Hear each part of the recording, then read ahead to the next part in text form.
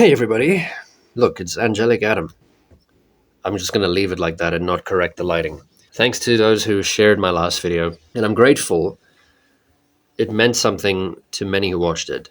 Some, however, thought I was suggesting that believers should all just stop talking about certain subjects forever, that we should sweep some things under the rug, as if sticking our heads in the sand is a solution. I'm happy to report this is not what I meant. Not by a long shot. Hence this addendum and follow-up message. Part of why I said we should talk to each other rather than about each other is for the sake of discussing doctrine. Because of the redemptive power of talking to each other rather than about each other regarding doctrine. Hurt happens. Some hurt comes from truth offending feelings. This type of hurt can be classified as stupid hurt. Some other hurt, however, is valid and is indeed inflicted rather than imagined by the recipient, like how it's not your fault for bleeding when a bullet pierces your flesh, even if it's a stray bullet no one intended for you. It still happened. You can't just convince yourself you're not bleeding just because it wasn't intentional. Hey, so suppose it's Christmas time and you want to play with fireworks, but down the road lives PTSD Pete. And PTSD Pete is re-traumatized by what sounds to him like the bombs of war every time he hears fireworks or even firecrackers. Should the whole town stop their Christmas festivities to spare PTSD Pete his immense pain? Or should PTSD Pete understand that Christmas time is rolling around and he might want to find somewhere quiet to go? Okay, that's one example. Here's a different example though. Imagine people who love to celebrate Christmas were the people who traumatized PTSD Pete during a war. They were the very people who screwed PTSD Pete into being PTSD Pete, and that is why he's having such a terrible experience whenever he hears something sounding like a bombs, because you had something to do with the bombs. And you don't warn PTSD Pete when you want to play with your fireworks. You just play with your fireworks any time of year that you please, without a care in the world for all the PTSD Petes, not even the ones that you PTSD'd. Okay. Think about that seriously as you listen to the following video. That's all the context you should need. Look, I mean, my point with that is, obviously, we should exercise our freedom of speech. But there's a time and place for things, dude. And, you know, if there's a history of hurt, you can't just bring up anything and not expect it to cause a chain reaction based on past hurt. And that doesn't mean people are holding grudges. But I didn't hurt anyone. Why should I be careful about someone else who hurt someone else? It's called consideration. It's called reading the room. This video is about how to minimize it where it is hazardously likely to happen. You know, it isn't always good to take things to a public forum. Even privately, the same thing that I am speaking out against can occur. Now, you may say we should be able to talk about anything, anywhere, and be adults about it. To that I say, number one, have you ever been to North Korea? And two, you overestimate the ability of the average BOC member to comprehend, even while they intend to comprehend. It's not as simple as everyone agreeing to communicate better with less talking and more genuine listening and pondering. Although that is a good thing. If it were just up to listening better and talking more carefully, why then do we not yet all agree about the fairly simple matter of what the shape of the earth is? Could it be because it's not as simple as trying harder to conversate better? If it were, we would have solved at least one, if not many, minor doctrinal disagreements by now. So ask yourself, every time we have not succeeded in such an endeavor, why? Is it due to ignorance, arrogance, stubbornness, tradition, sectarianism? Doesn't the obvious fact that these persist, even after correction, explain why they're so hard to eliminate? What can better words or ears do in the face of these forces? Not nothing, but I'll tell you what it does most of the time.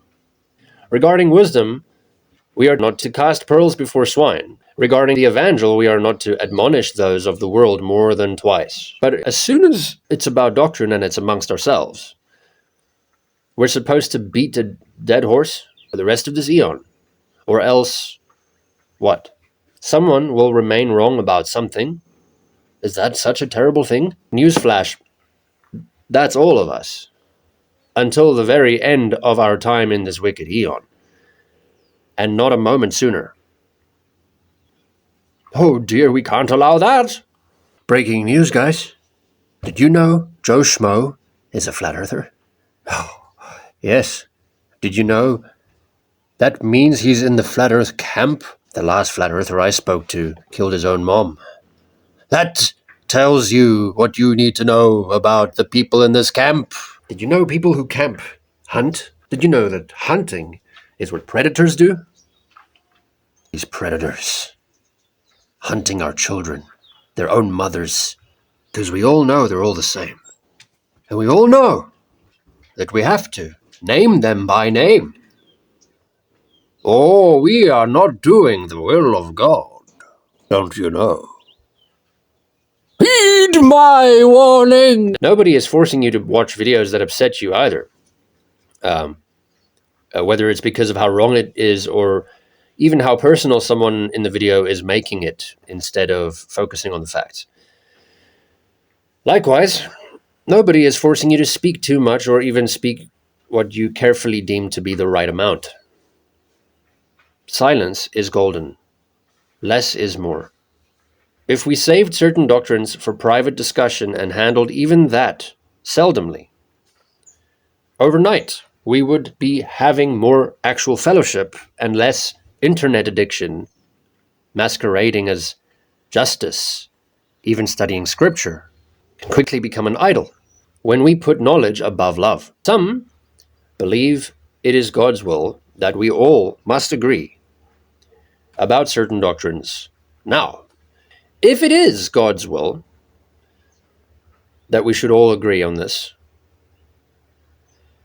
then whether we talk about it all the time or never, it will happen as it should. On the other hand, if it is not God's will, then still, whether we talk about it all the time or never, it will happen as it should. Why then, you may ask, if it's all the same in the end, do I insist talk about certain things less often and less publicly, if at all? Because where there is deep hurt over genuine harm done, silence is more golden than picking at scabs in the name of trying to fix everything, even if carefully. The truth about discussing doctrine that no BOC member wants to admit, some scabs cannot be picked carefully enough because there are some things that the mere passage of time in such a wicked eon cannot mend. Like this dog being genuinely traumatized and in certain ways a lost cause, unless everyone who interacts with him treats him the same way and the correct way according to a dog expert. And between me and my mom, we can't do it because of my mom primarily. But even if we both cooperated, who's to say we could really make it work? But we in the BOC think we can just get dozens of people, if not more, to just change for the better. None of us can fully appreciate Christ. Not yet. Some hurts go too deep. They've taken hold. How then do you pick up the threads of a shredded fellowship?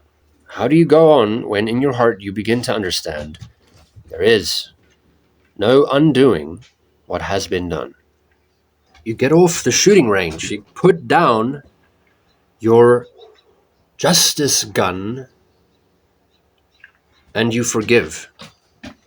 Ephesians 4:26-27 teaches us that letting normal anger go unchecked until it festers provides a foothold for the adversary to make us do harm to ourselves and others rather than good. When I say we should forgive, perhaps you feel your patience has been tested long enough. Perhaps you underestimate the patience I too have had to practice with others and with myself. Perhaps a day will come when the patience of the entire BOC fails. But it is not this day. This day, each of us patiently controls themselves to stay good, kind, joyful, gentle, peaceful. So forgive, and if necessary once more, forgive once more, and overcome evil with good. Not an eye for an eye, not by waving a justice gun around, and do all this in faith, because our faith, our extrication, our suffering do not belong to the most doctrinally correct members, nor even to the most lovingly informative, but to all.